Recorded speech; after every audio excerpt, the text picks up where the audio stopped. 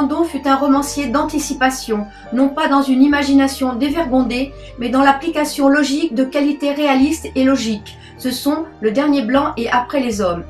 Il imagine dans ce dernier roman que toute l'humanité a disparu.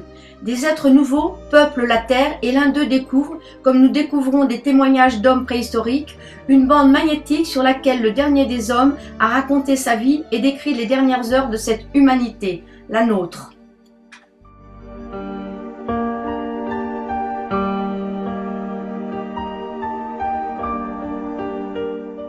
Son œuvre maîtresse est une suite de 12 romans parus sous le titre général du Pré aux Dames.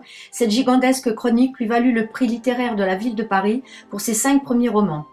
C'est aussi la partie la plus accessible de son œuvre, une histoire de la femme à travers les siècles, depuis le XIIIe siècle jusqu'à nos jours. Il commence par Ginève, qui lui valut dès le début le grand prix du roman de l'Académie française et se situe au cours du XIIIe siècle.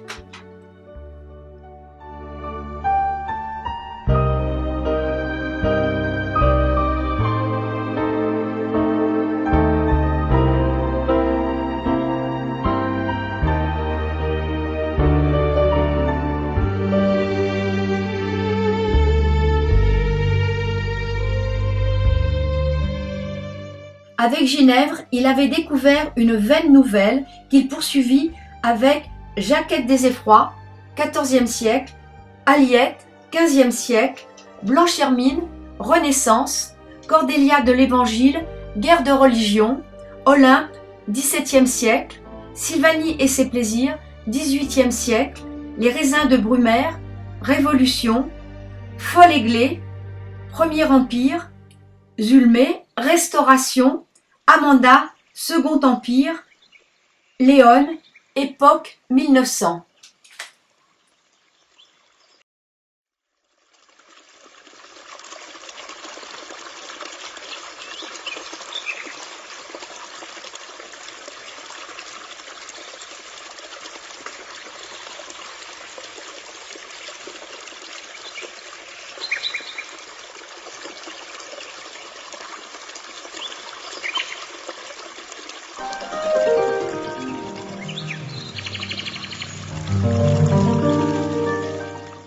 André Billy, faisant l'éloge de Capitaine Lafortune dans le Figaro, remarquait qu'on n'écrit plus comme cela de nos jours.